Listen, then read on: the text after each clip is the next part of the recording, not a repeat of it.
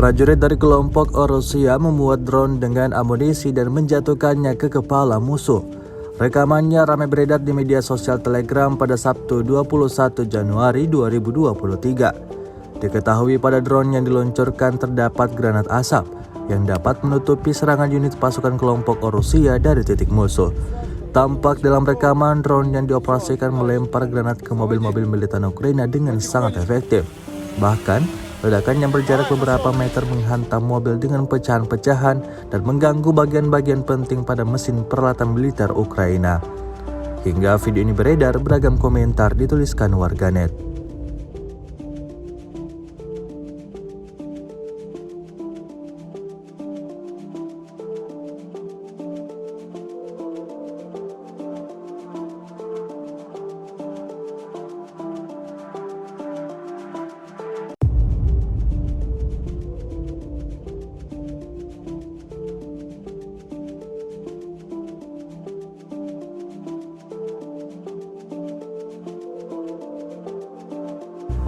Rusia melaporkan secara total 374 pesawat Ukraina dan 202 helikopter, 2.908 kendaraan udara tak berawak, 401 sistem rudal anti pesawat dieliminir sejak awal operasi khusus.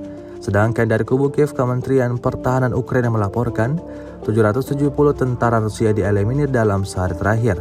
Total 119.300 prajurit Federasi Rusia meninggal sejak awal konflik hingga hari ke-332.